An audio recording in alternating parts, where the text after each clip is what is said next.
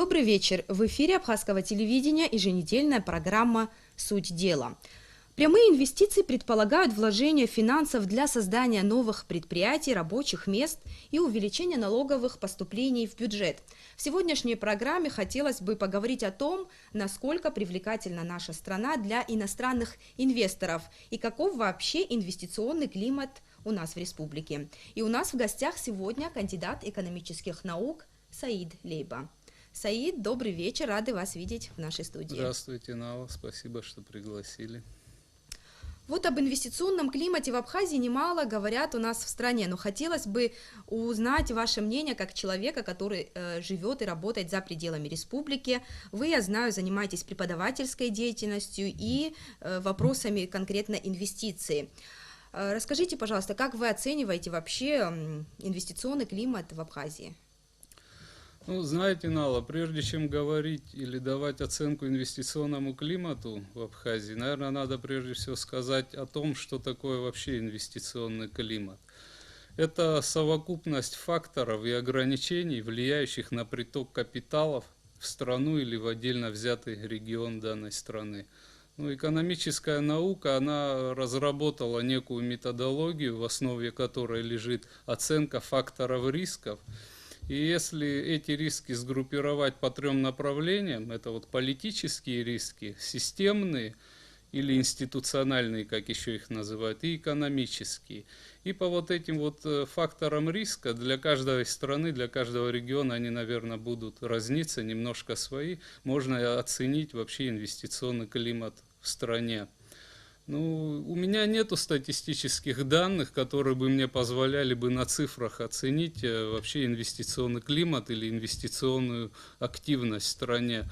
Но опираясь вот на те данные, которые есть в открытых источниках информации, на мнение своих друзей из сферы бизнеса или политики, также на свой жизненный опыт, на свои знания, я могу сказать, что, наверное, инвестиционный климат в Абхазии оставляет желать лучшего.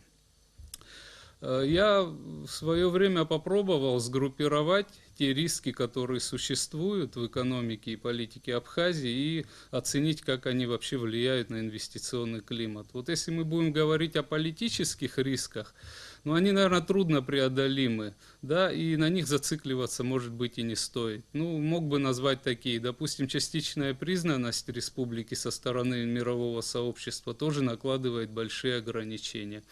Второй важный момент – это все-таки довольно нестабильная внутриполитическая обстановка в республике. Это тоже влияет, что бы ни говорили. И третий момент – это то, насколько республика подвержена тем влияниям, тем политическим решениям, которые принимаются за пределами нашей республики, государствами, которые нас окружают.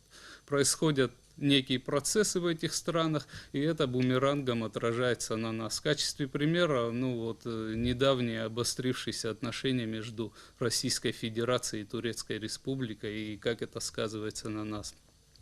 На эту группу рисков мы не можем особо сильно повлиять по объективным причинам, но есть еще же и другие риски, это вот системные риски. Ну, в качестве основных я бы назвал какие? Это плохую деловую среду в республике.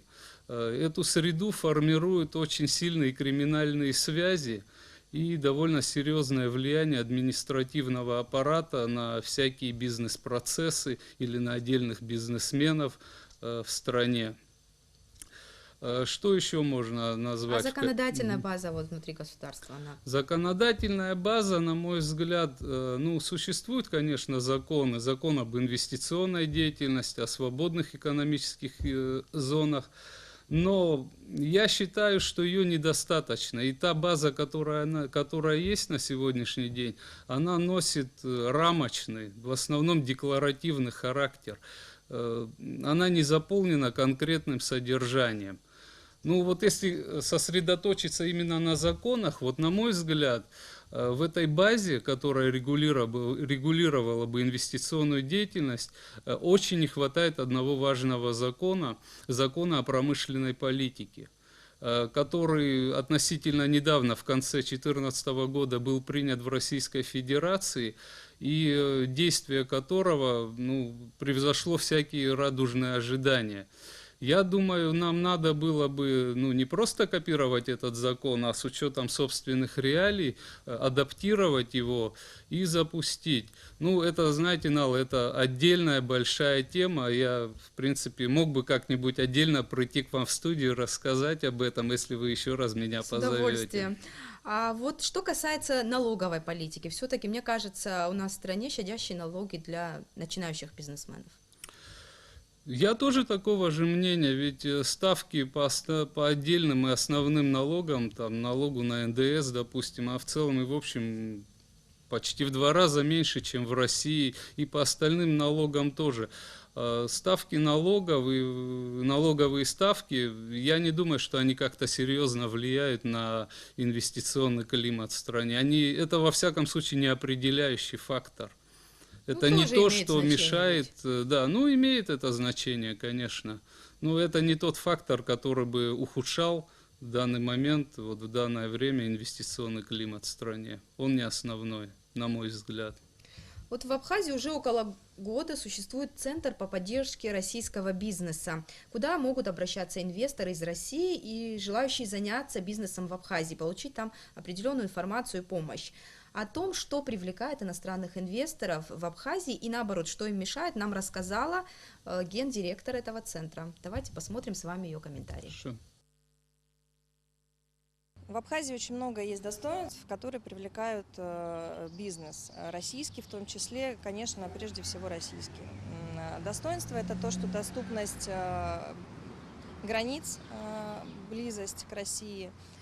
Второе – это русскоязычное население, доступность разговорной речи, понятный друг другу менталитет и прежде всего это то, что мы жили раньше все на постсоветском пространстве.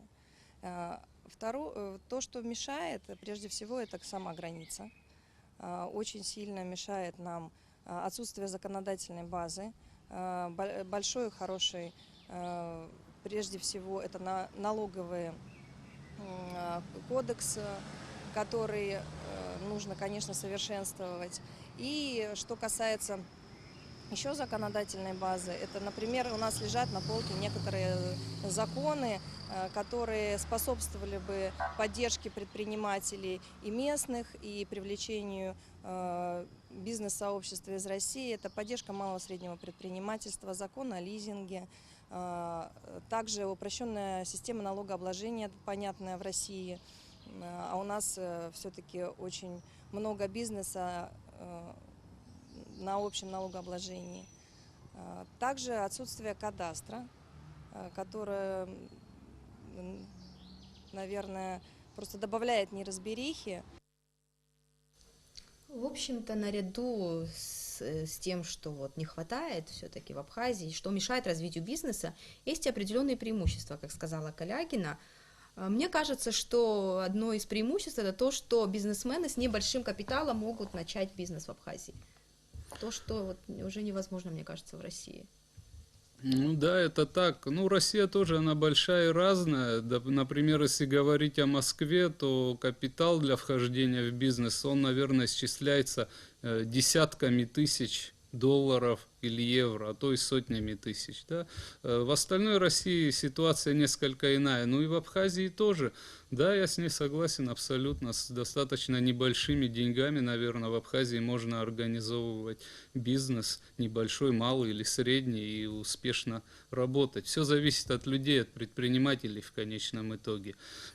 Что бы я хотел сказать о проблемах, которые существуют, да, с которыми сталкиваются иностранные инвесторы, в частности российские, в Абхазии, и о которых Анна, может быть, как-то тактично, деликатно умолчала, но о которых я часто слышу я в Москве. Кулуарно очень много говорят именно о сильном криминальном давлении. Я уверен, что некие люди, может быть, некие силы, они ведут даже статистику подобных противоправных действий против российских бизнесменов. И если мы не будем исправлять данную ситуацию, и количество каких-либо рейдерских захватов бизнеса или иных каких-то противоправных вмешательств со стороны местного, не знаю, там, местных дельцов или криминалитета в работу бизнеса не будет сокращаться, то рано или поздно нам это припомнят, а может быть и выставят некие счета. Я считаю, что власти страны, если вопрос о привлечении иностранных инвестиций рассматривают как один из приоритетов экономического развития, то власти должны сосредоточиться на решении вот этих вот проблем. Ну, тут, скорее всего, наверное, речь идет, когда не оформлены отношения юридически, законно. Да, бывают. Тут не будет никакого изобретения велосипеда. В принципе, с такими проблемами сталкивались многие страны и на постсоветском пространстве. Я думаю, достаточно интересен в этом плане пример Казахстана. Ведь им, по сути, удалось решить эти и многие другие проблемы. Да? И если мы всерьез займемся изучением опыта Казахстана по привлечению инвестиций, то увидим ответы на многие вопросы, как решаются те или иные проблемы инвесторов, которые приезжают из другой страны и пытаются наладить бизнес в чужой для себя стране. Понятно, что есть недостатки, но государство сравнительно молодое у нас, и мы на стадии еще становления. Да, вот несмотря на мнение о том, что в нашей стране есть определенные риски для развития бизнеса, сюда все-таки приезжают бизнесмены из-за рубежа, и в основном это из Турции и из России. Но есть и из более отдаленных уголков земли, например, из Китая. Давайте сейчас посмотрим сюжет о бизнесмене из Китая, который занимается овощеводством в Ачимчирском районе. Давай. Да, обзерез. Скоро учим. Все. За 3 года Ли Цзиньхуа успел выучить русский язык и даже несколько слов на абхазском. Он приехал из Китая вначале в Россию, а затем, услышав о соседней Абхазии, решил заняться бизнесом в нашей республике. Китайский инвестор вместе с местными предпринимателями открыл фирму «Зеленая Абхазия» и начал выращивать овощи в теплицах в Ачимчирском районе. Наши китайцы, представители там, они приехали, анализ сделали на земле там. Короче, здесь очень хорошая земля. Самое главное, здесь люди хорошие. Да. Не боялись вы вот в другую республику приезжать? Нет, это ни разу не боялись, потому что они все приезжают очень порядке помочь. Да. Порядочные, да? Да, порядочные люди. Да. Посмотри, наши огурцы вот так ходят. Да. Около 200 теплиц, каждая стоимостью 700 тысяч рублей, построены за небольшой промежуток времени. Территория размером 8 гектаров была взята в аренду. Проект, по словам Ли Цзиньхуа, оказался весьма прибыльным. Высокий спрос на сельхозпродукцию и хорошие климатические условия способствовали развитию бизнеса. Я живу примерно Харбина, да. Там как Сибирь, да. Новосибирск одинаково, там зима минус 40-50 градусов. Да. Поэтому здесь зима нету, да. Поэтому приехали. Да. Суровая зима этого года нанесла большой ущерб хозяйству. Из-за снегопада была разрушена большая часть теплиц. В настоящее время функционирует всего 23. Но тем не менее, китайский бизнесмен не собирается закрывать начатое дело. Сейчас как раз разгар сбора овощей. Это огурцы новый сорт. В Москве просто год назад они растут, очень хорошо берут. Поэтому нам сейчас проверки, один поставили, да, это новый сорт. Пробный, да. С каждой теплицы ежедневно собирается около 300 килограммов томатов и огурцов. Здесь используются традиционные технологии. Саженцы высаживаются прямо в грунт. Вся эта сельхозпродукция рассчитана на местные рынки. Хотя, по словам Ли Цзиньхуа, они вполне могли бы выращивать овощи и для экспорта, если бы не проблемы с границей и реализацией товара. Кроме того, помимо томатов и огурцов, здесь тестируют и другие овощи, завезенные из Китая, даже ягоды. Рядом с кустами салата пробуют выращивать клубнику. Это клубники, да, наши китайские сорты, да. Сейчас чуть-чуть посадите, посмотрим. Если идет, сразу туда теплеть. Таким образом, китайский инвестор не только развивает свое собственное дело, но и создает рабочие места для тех, кто трудится в его тепличном хозяйстве. Саид, парадоксально, да, получается, в стране острая нехватка сельхозпродукции, мы ее завозим из-за рубежа, при этом у нас много земель, которые не используются, и тем не менее иностранцы, даже из Китая, вот приезжают в страну и занимаются выращиванием овощей. Почему наши бизнесмены не занимаются, как вы думаете, таким бизнесом? Каким бизнесом? Ну, знаете, Нала, в целом я вот положительно отношусь к тому, что к нам приезжают люди и делятся с нами своим каким-то опытом, наполняет наш рынок, допустим, той же товарной продукцией. Вообще, надо сказать, что вот с постсоветского времени по настоящее время наше сельское хозяйство пребывает, наверное, все-таки в упадке. И у этого процесса есть ряд причин. На мой взгляд, одна из важнейших причин такой вот ситуации именно в том и заключается, что нам не хватает каких-то новых технологий и знаний. Ведь когда говорят об инвестициях, об инвестиционном каком-то процессе, в основном думают о финансах, которые принесет с собой инвестор. Но надо же думать еще и о том, что придут новые знания, новые технологии, которые можно будет перенять местным фермерам и тоже заниматься по тем же технологиям выращивания сельхозпродукции. Основные проблемы нашего сельского хозяйства, на мой взгляд, это вот раздробленность земель. Вот как я говорил, уже отсутствие каких-то знаний и технологий современных, да, в области агрокультуры и выращивания сельхозпродукции. Высокая стоимость выращивания сельхозпродукции и слабая доступность кредитных средств, и зачастую они очень дорогие в этих целях.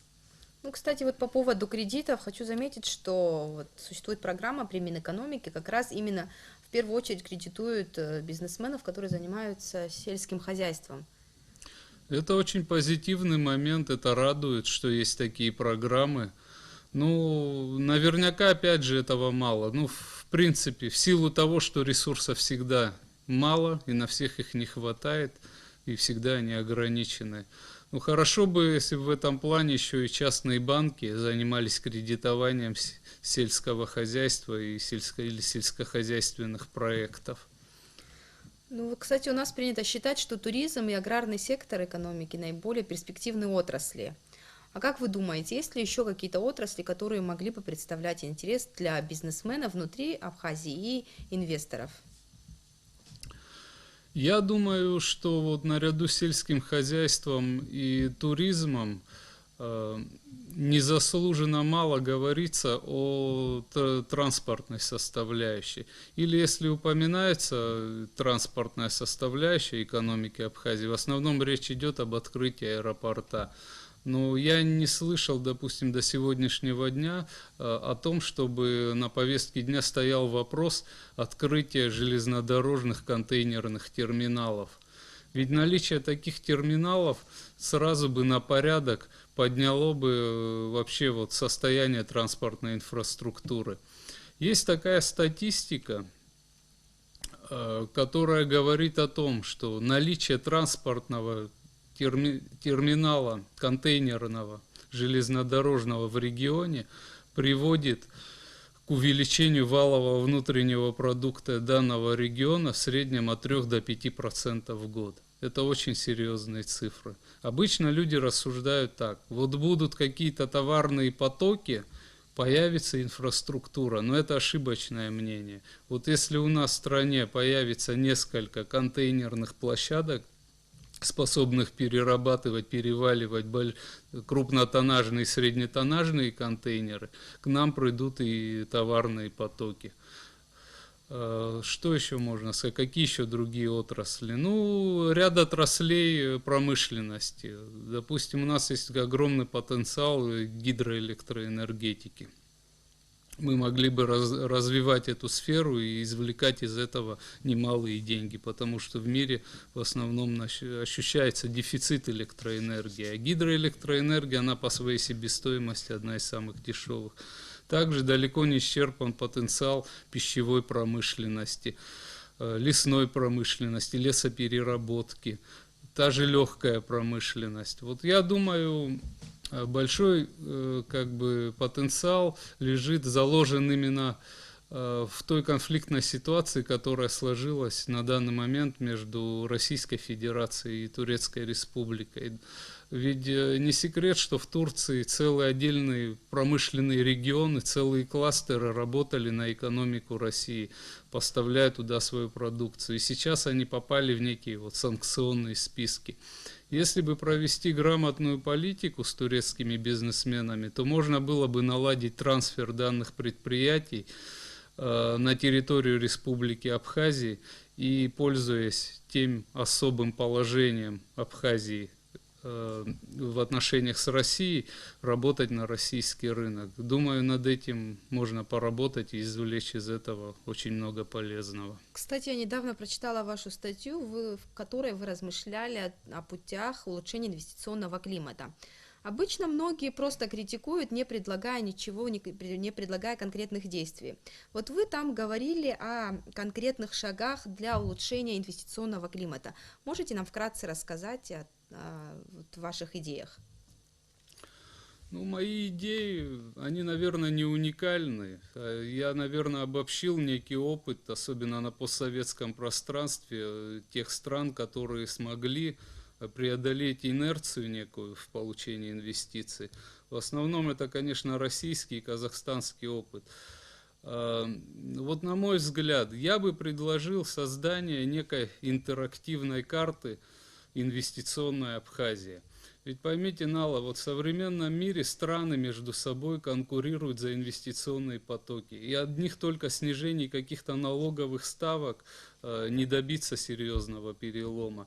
Надо создать такую ситуацию в стране, создать такие механизмы и ресурсы, которые способствовали тому, чтобы человек, допустим, из Москвы 2-3 кликами мышки мог бы увидеть, в каких отраслях экономики или на каких предприятиях его инвестиции ждут, какой пакет документов ему необходимо собрать для того, чтобы открыть фирму, и какие структуры будут ему помогать в преодолении всяческих барьеров, и административных, и тех же криминальных, о которых мы с вами говорили. Это как раз вот речь, наверное, об инвестагентстве у нас пойдет, мы об этом отдельно поговорим. Давайте Они как раз вот этими вопросами будут заниматься. Работа, она, понимаете, она многогранная, она всесторонняя. В этом процессе должны быть задействованы даже не только Министерство экономики, в этом процессе должно быть задействовано все общество.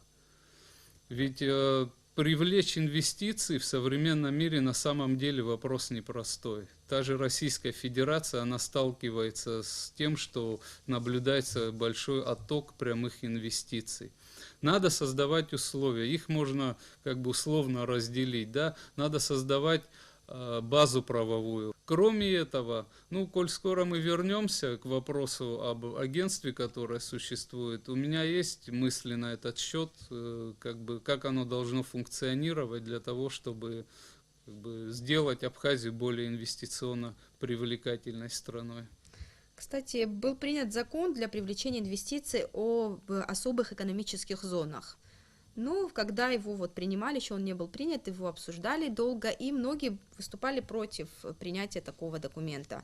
В первую очередь против него выступили представители политической партии Айнар. Давайте сейчас посмотрим, что они думают по поводу этого документа. По свободным экономическим зонам политической партии АНАР была позиция, что в данный момент в стране принятие решения по созданию таких зон преждевременно. Преждевременно по ряду причин. Для того, чтобы создавать свободные экономические зоны, очень важно ответить на себя на один вопрос. Нужны эти зоны государству или нет? Должно быть техническое обоснование и должна быть экономическая целесообразность. Технически создавать зоны на территории такого небольшого государства, как Абхазия, экономически нецелесообразно, так как нарушается основной принцип единства экономического пространства. Это первое. Во-вторых, создание таких зон потребует дополнительного финансирования со стороны государственного бюджета на создание инфраструктуры, на осуществление контрольных мероприятий по периметру этих зон, на осуществление надзорных мероприятий внутри этих зон. А это дополнительные расходы госбюджета. Что касается доходной части тоже пострадает, потому что на эти налоги, которые будут не выплачиваться благодаря созданию этих зон, они попадут просто в бюджет. Это основные проблемы. Есть еще проблемы безопасности. Создание таких зон, они, знаете, эти зоны выпадают из общего экономического пространства, общего налогового, таможенного режима государства. И очень сложно контролировать те экономические процессы, которые протекают в стране. Тем более это сложно для Абхазии в данный момент, потому что в Абхазии ресурс, вот этот потенциал управленческого воздействия государства недостаточный, чтобы решать те проблемы, которые влиять на те проблемы, которые могут возникнуть. Очень важно, что при создании свободных экономических зон контроль над этими зонами находился в руках государства. В общем-то, и в случае создания такой, если появится у нас свободная экономическая зона в Абхазии, вот представители НАШ считают, что это будут бесконтрольные территории. Как вы думаете? Ну, они могут быть бесконтрольными, если их не контролировать. Я думаю, уважаемый Тенгиз, он несколько в мрачном таком свете все это описывает. Свободные экономические зоны – это что? Это некие ограниченные территории с особым режимом функционирования. Ну, я, например, внимательно читал закон о свободных экономических зонах в Абхазии, и там есть механизмы контроля и механизмы ликвидации этих зон, если их деятельность фактическая будет идти вразрез с теми декларируемыми целями изначально. Ну а как развиваться государству? Надо реализовывать вот такие сложные проекты, и только через это и развиваться, да, и та же правоохранительная система, тот же административный, управленческий, финансовый аппарат, вот через такие только сложные проекты и будет развиваться. Я считаю, что свободные экономические зоны, надо пробовать, на мой взгляд, в любом случае надо пробовать, потому что в мире очень много таких зон. В той же России есть успешные зоны. Допустим, если взять Татарстан, есть очень успешная зона, свободная экономическая зона, Алабуга называется. Если я не ошибаюсь, они на сегодняшний день уже более $1 миллиарда привлекли иностранных инвестиций. Там создалось очень много рабочих мест. Да, и в промышленном кластере. Также могу вспомнить и технико-внедренческую и производственную зону, которая открыта в Калужской области. Ну, кто знал о Калужской области в плане экономического развития буквально лет 5 назад? На наш день современный, да, это очень развитая область, это регион-донор, в котором открыли свои производственные площадки практически все крупнейшие автопроизводители Европы. Там и Volkswagen, и Volvo, и так далее. Можно другие перечесть. Но есть также и неуспешные, есть такие провальные проекты, наверное, как свободная экономическая зона в Калининградской области. Ну, там другие были причины. В общем, мое мнение... Надо этот закон существующий наполнять реальным смыслом. С недавних пор в республике создано инвестиционное агентство при Минэкономике.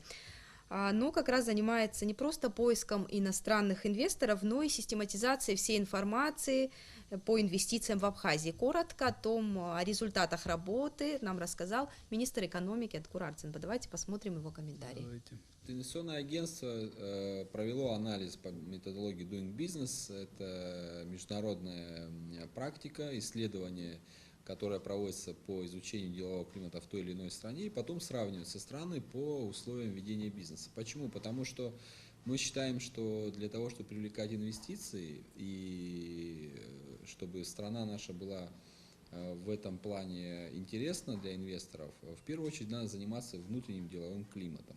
К сожалению, по тем исследованиям, которые мы имеем, по результатам, мы входим уже во 2-ю сотню стран. То есть это не очень хорошо. Это при том, что это только по формальным признакам. То есть по реальным, тем, которые не поддаются сегодня на исследованию, может быть ситуация и немножко хуже.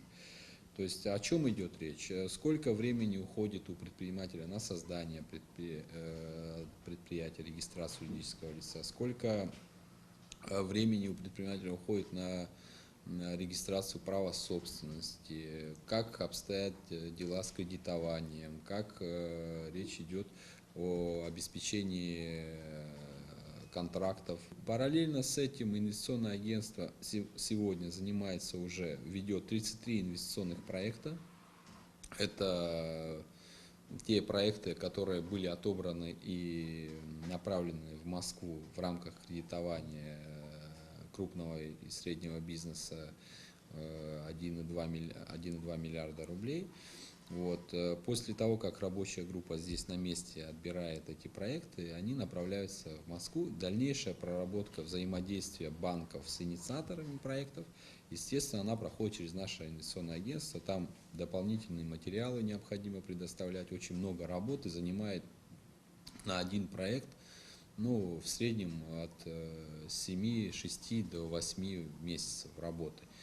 Вот. И параллельно уже 2 проекта, как вы знаете, уже финансируются активно. В общем, Саид, как вы считаете, с появлением такой организации, насколько изменится ситуация? Во-первых, я считаю, что наличие такого агентства – это очень позитивный момент. Я считаю, что им надо всячески помогать, может быть, повысить их статус.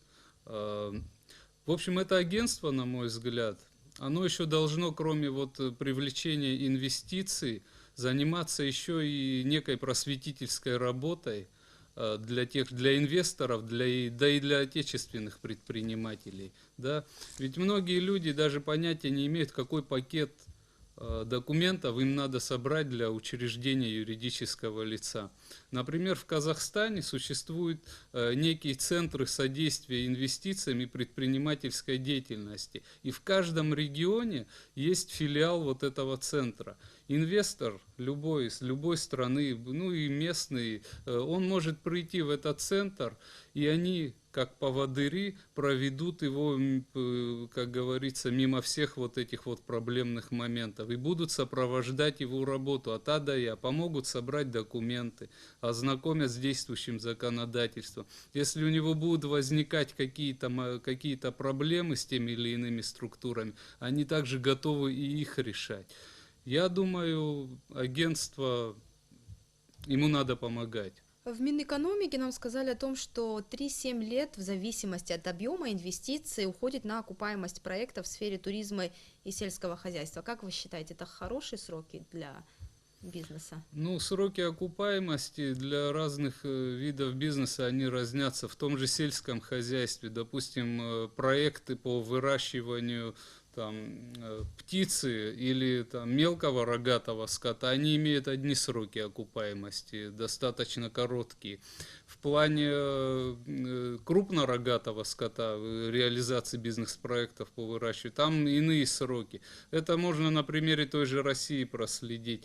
По сути, Россия сейчас превратилась в нетоэкспортера курятины, свинины и так далее, но до сих пор достаточно большие объемы закупает говядины. Почему? Потому что проекты в области крупного инвестпроекты в сфере создания таких предприятий по выращиванию крупного рогатого скота, они имеют очень длительный срок окупаемости.